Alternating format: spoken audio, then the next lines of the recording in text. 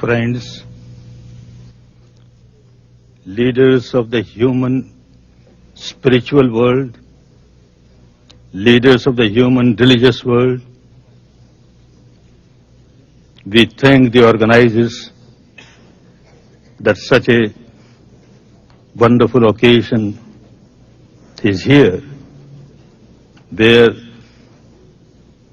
we all can unite and serve the humanity. Religion is religion only when it unites. Religion is no more religion when it divides. Religion is not for dividing people, it is for uniting people.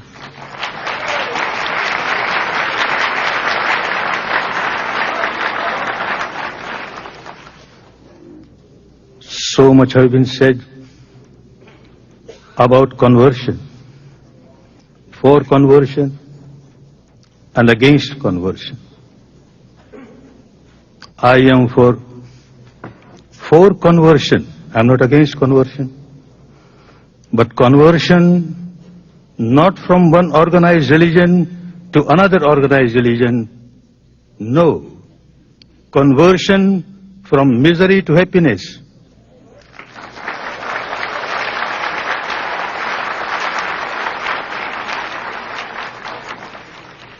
Conversion from bondage to liberation.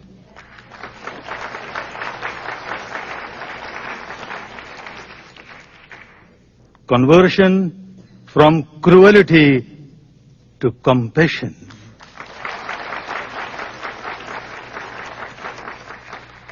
That is the conversion needed today.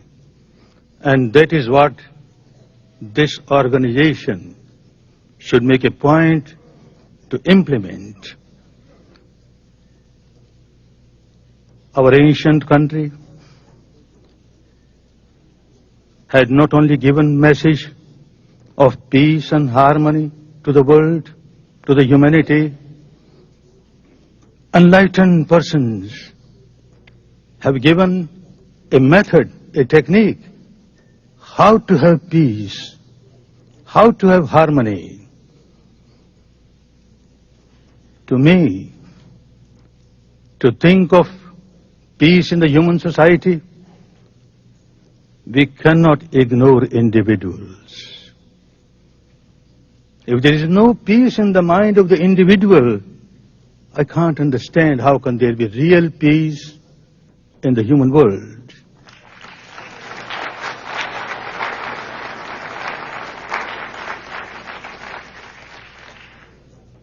If I have an agitated mind, if I have a mind all the time full of anger, hatred, ill will, animosity, how can I give peace to the world?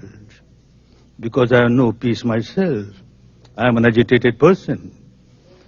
Therefore, the great enlightened persons have said, first have peace within yourself. So one has to observe whether really there is peace in me or not. All the sages and saints and seers of the world have given this advice, know thyself, know thyself. Not merely at the intellectual level, not merely accepting at the emotional or devotional level, at the actual level. When you start experiencing the truth about yourself, within yourself, at the experiential level, many of the problems get solved.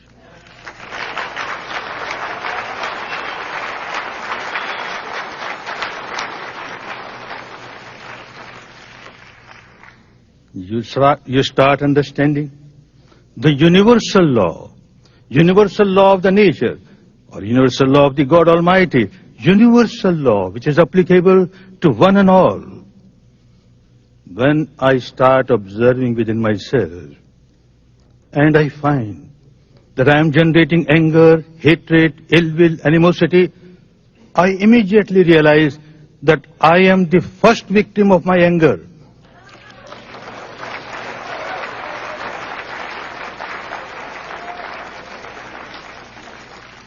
I am the first victim of the hatred, animosity that I am generating within myself. Then only I start harming others. This is law of nature. If I observe within myself, I find as soon as I generate any negativity in the mind, there is lot of physical reactions. My body starts burning, heated up, palpitation, tension. I am a miserable person. And when I generate negativity in me and become miserable, I don't keep this misery limited to myself. I keep on throwing this misery on others. I make the entire atmosphere around me so tense that anybody who comes in contact with me becomes miserable. And I talk of peace. I talk of happiness. Keep on talking of happiness and peace. What is happening in me is more important to me than anything else. Law of nature.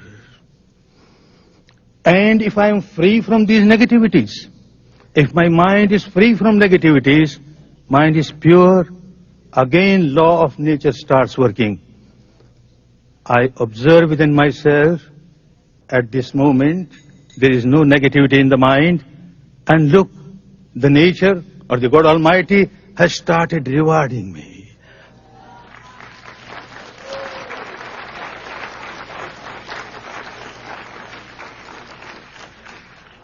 I feel so peaceful, so peaceful. As when I generate negativity, I observe, I become so miserable. So anyone belonging to this religion or that religion, this tradition or that tradition, this country or that country, when one breaks the law of the nature, one generates negativity in the mind, bound to suffer. The nature starts punishing this person. The hellfire within. One starts feeling the misery of hellfire within. This is the seed that I am sowing. The seed of hellfire within. After death, I will get nothing but hellfire. Law of nature is such. If I keep my mind pure, full of love, full of compassion, I enjoy the kingdom of heaven within myself.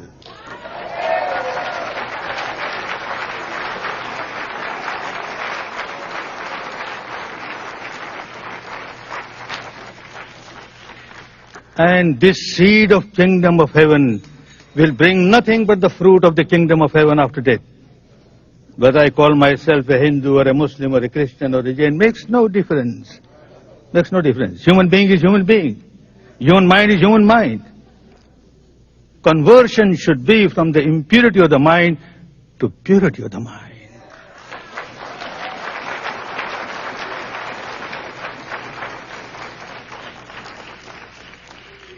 How people get changed. Such wonderful changes come. No magic, no miracle. It's a pure science of observing the interaction of mind and matter within ourselves.